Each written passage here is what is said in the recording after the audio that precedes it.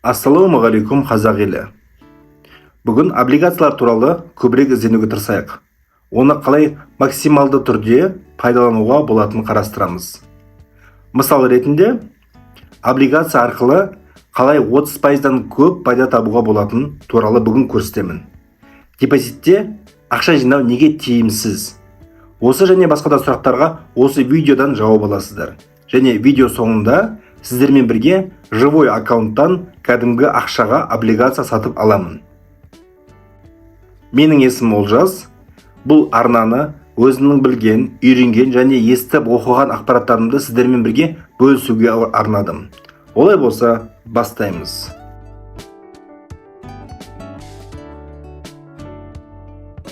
Облигацияларды тәуекел деңгейі ең төменгі инвестициялар деп атайды. Іс жүзінде облигация дегеніміз бұл борыштық қолхат. Ағылшын тілінің bonds деген сөзінен алынған bond. Бұл қор биржасындағы саудаланатын борыштық бағалы қағаздар.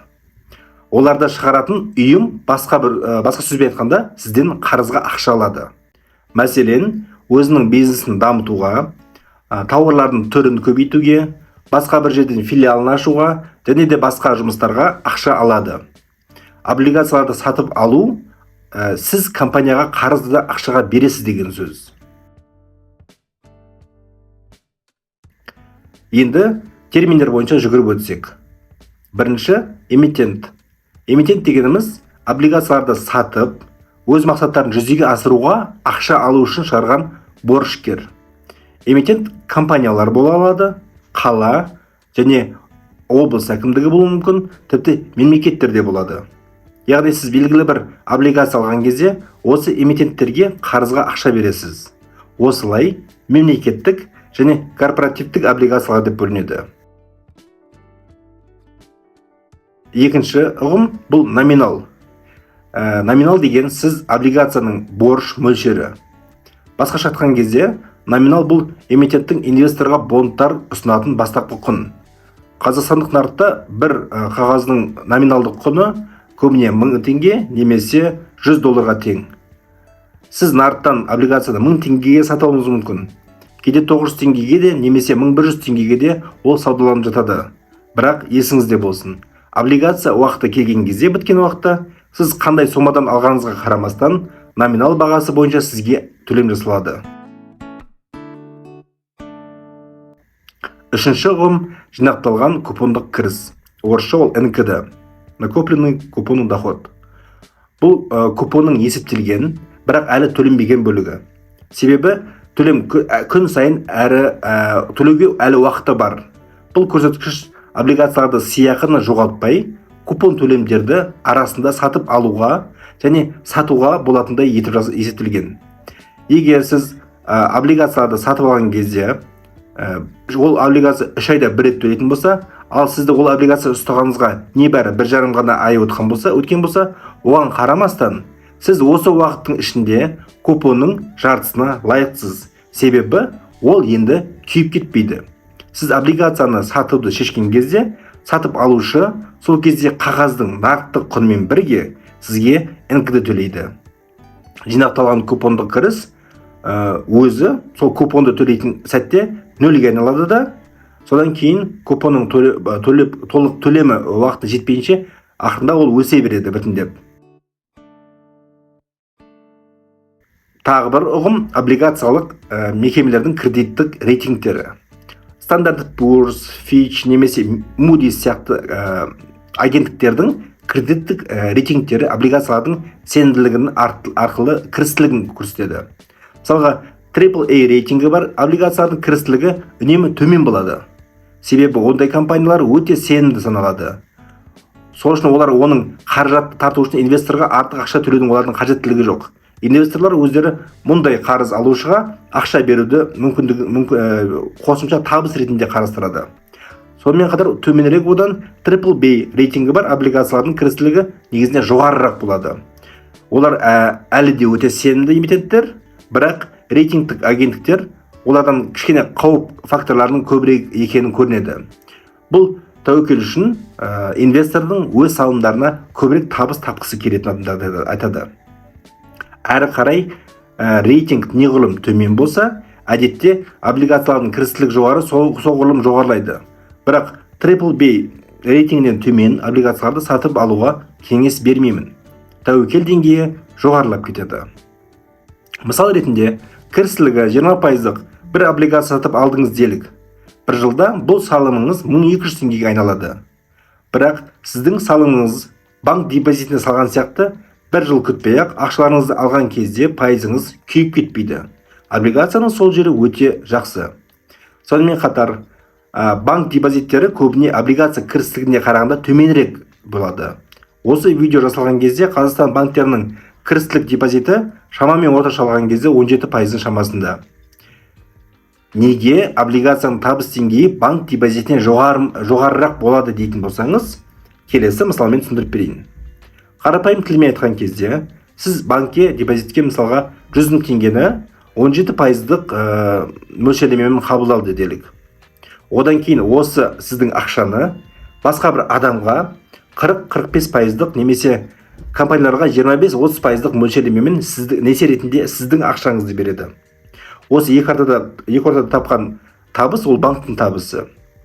Ал енді осы банкке жүгінбей, компания 20-25%-дық кірістілікпен облигация шығаратын болса, өзінің банкке несие жабуға кететін шығындарының 15-20%-ын азайтады.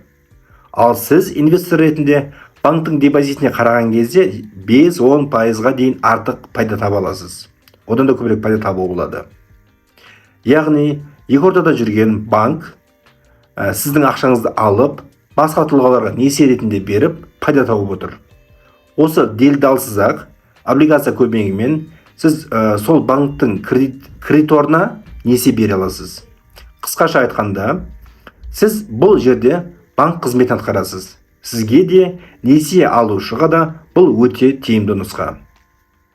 Компаниялардың акцияларын сатып алған кезде, мысалға, қанша пайда көретініңізді сіз білмейсіз. Оған қанша уақыт керектігін сізге ешкім айта алмайды. Және ол акциялардың құны төмендеп кетуі мүмкін. Ондай да қауіп бар. Ал облигацияның тағы бір жақсы тұсы акцияға қараған кезде қандай пайданы қанша уақытта ала алатыныңызды алдын ала біле аласыз. Және акциясы алатын кездегідей сараптамалар жүргізудің қажеті жоқ. Облигация алмас бұрын сол компанияның отчетін қарап, соның ішінде көрсетілген бағанағы айтқан кредиттік рейтингін қараңыздар. Егер BBB немесе одан жоғары болса, демек алуға тұрарлық облигация деген сөз. Енді бағана видео басында айтқандай, облигация арқылы қалай 30%-дан астам пайда табуға болады. Мысал ретінде, KASE қор биржасында пайыздық мөлшерлемелері бойынша жоғары деңгейдегі облигацияларды қарап көрейік. Ол үшін KASE KZ сайтына кіріп, сайттың сол жақ жоғарыда орналасқан 3 сызықты басып, корпоратив облигацияларды бөліміне өтеміз. Сол бетте орналасқан барлық қаржы құралдары бөлігінде пайыздық купон бойынша жоғарыдан төмен қарай орналастырамыз. Бірінші орналасқан облигацияда сауда жоқ екен. Сол себепті екінші орналасқан MFCIB облигациясын таңдаймыз. Міне графиктен көріп тұрғандарыңыздай, НКД күн сайын көбейіп отырады, және НКД төлейтін уақытта қайтадан 0-ден басталады. Ал енді мына кестеге қараңыз. Мысал ретінде жаңағы облигацияны алып, купонды ай сайын деп есептесек, бір ай өткен соң 2083 теңге облигация түседі. Оған қайтадан 2 облигация аламыз. Әрі қарай осылай түскен сайын жаңадан түскен купонға жаңадан облигацияларды сатып алып отырамыз. Осылай жыл басында салған 100 мың теңге 130 мың теңгеге айналды. Яғни 30%-дан артық пайда көрдік. Ал сіз осы 100 мың теңгені депозитке салсаңыз, 15-20 мың теңге шамасында пайда көретін едіңіз. Ал енді осы облигацияны Русан брокерінің қосымшасы арқылы шынайы ақшаға осы облигацияны сатып алуды сіздерге көрсетемін. Русан банктың қосымшасын ашамыз. Қосымшада төменде көрсетілген сервистер батырмасын басып, инвестиция бөліміне өтеміз. Жоғарыда көрсетілген поиск по названию тикеру деген жерге жазамыз. Керекті тикерімізді MFCIB1 дейміз. Бұл жерде шығады Capital Invest.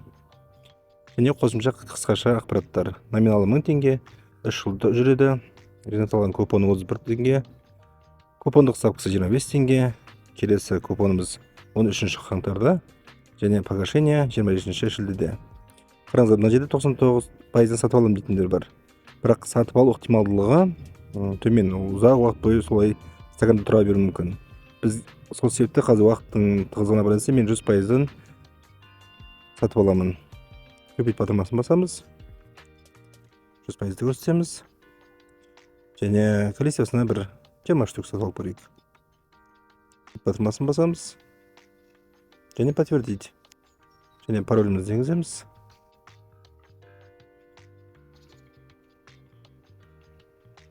Осылай операция бөліміне өтіп, сатып алынғанын қайталап обновить етіп көруге болады.